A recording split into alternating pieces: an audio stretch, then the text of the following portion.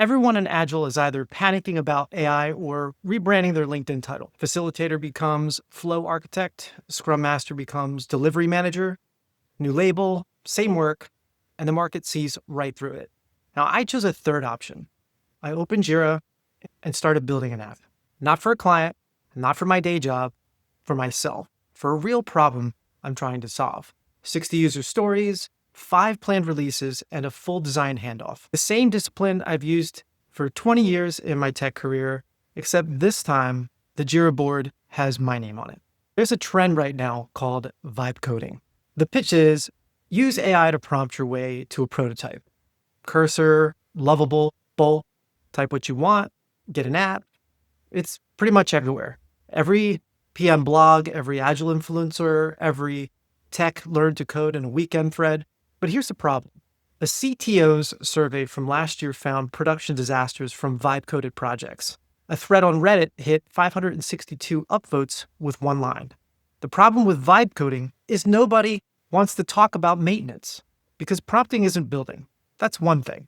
Building means understanding why you made each and every decision. Why this database and not that one?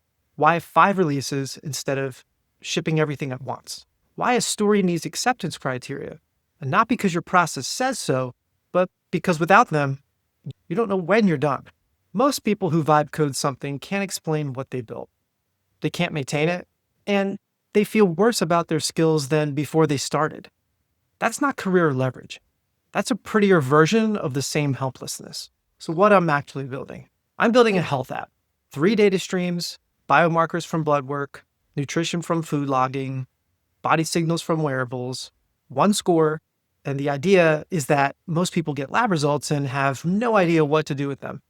And this connects the dots. But the app isn't the point of this episode. The point is what building it required and how different it feels from facilitating someone else's projects. Here's what I set up. And I'm being specific because the specificity in this case is the point. I created a Jira project, Kanban, not Scrum. I'm a solo builder, not a team. I don't really have use for sprints. Estimates and days, not story points, because this is a 3-day task, means something when it's your own weekend on the line. I wrote user stories with real acceptance criteria, and not because a framework told me to, but because I need to know what done looks like when I'm the only person checking. I created 5 releases using semantic versioning, version 0.1 through version 0.5. 0. anything means pre-release.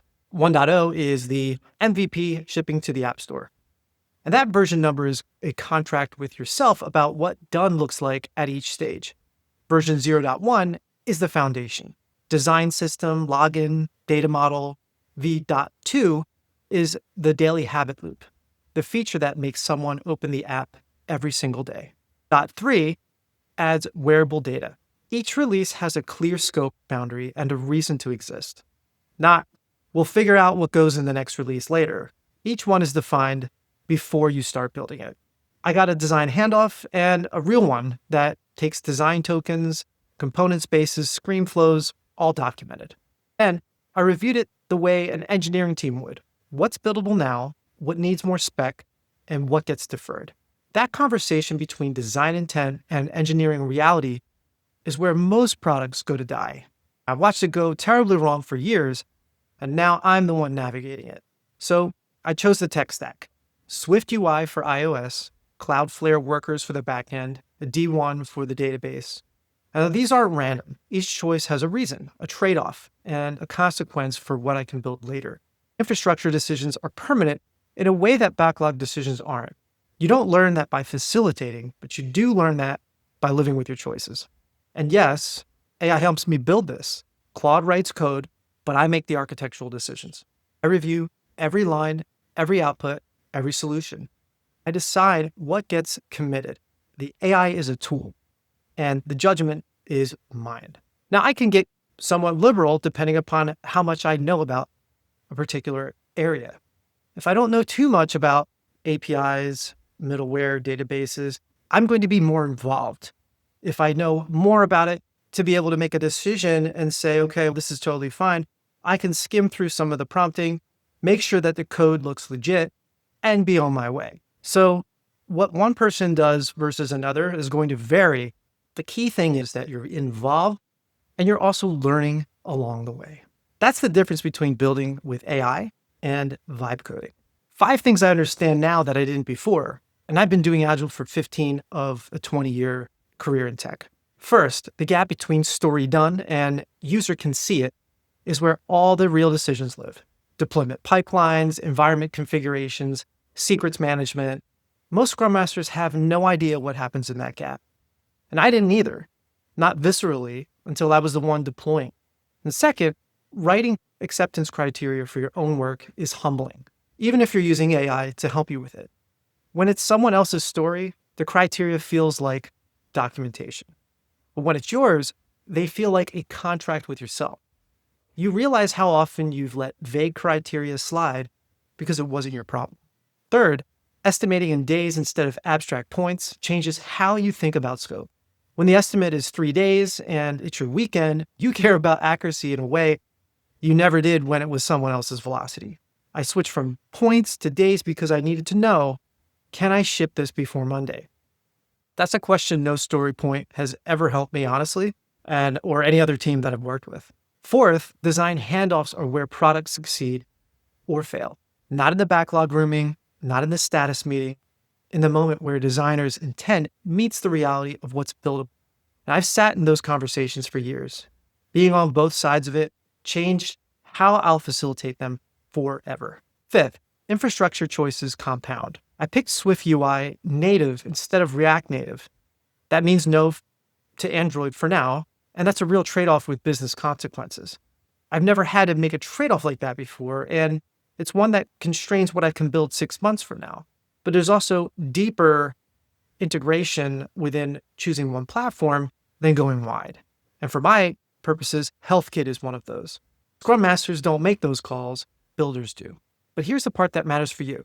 You don't have to build a health app, and you don't have to build an iOS app. You don't even have to ship anything to the App Store. The product is not the point. The point is that the person who can walk into a room and say, I built a product end-to-end, backlog to deployment, has career options that certifications can never buy. Maybe you build the next great startup, or maybe you don't. Either way, you now understand the interconnecting pieces that make software work. And not because someone showed you a diagram, but because you made the decisions for yourself. That's not AI slop. That's proof you understand the system you've been facilitating all along. And the people who have the proof, they don't panic when Atlassian ships a command line interface that automates their Jira board. They don't rebrand their LinkedIn title every single time a new framework trends. And they don't worry about being replaced because they've already proven they can build the thing that does the replacing. So here's what I tell you to do this weekend. Pick something you actually care about. A tool for your own workflow. A side project you've been thinking about. Something for your family or for your community. It does not matter. It matters that it's yours. And set up a Jira project. Yes, use Jira. That's the enterprise tool, and learning it at depth is career leverage by itself. Most Agile pros operate Jira at 30% of what it can actually do. And with the tools today, you don't need to have a robust team to be able to do all of the things that you actually needed to do. And that's the true unlock. Building your own project will change. Write 5 real user stories with acceptance criteria. Not, as a user, I want to log in. Real stories that describe what your product does and how you'll know it works. Plan 2 releases. Version 0.1 is the smallest thing that proves the concept works. Version 0.2 adds the feature that makes someone come back. Then build it.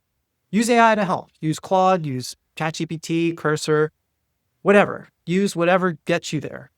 But make the decisions yourself and understand why each piece exists. That's the line between building and prompting. Last episode, I told you Atlassian shipped the tools that automate your Jira board. And this episode is what I did about it. I didn't rebrand, I didn't panic, and I opened a Jira project and started building something. And I'm showing you the whole thing, every story, every release, every decision, because the best proof that you actually understand software is a product with your name on it. I'm Danny Liu. This is Career Optional. If you like this video, don't forget to subscribe to the channel if you're watching it on YouTube, or if you are listening to the podcast, go ahead and subscribe. For future episodes just like this.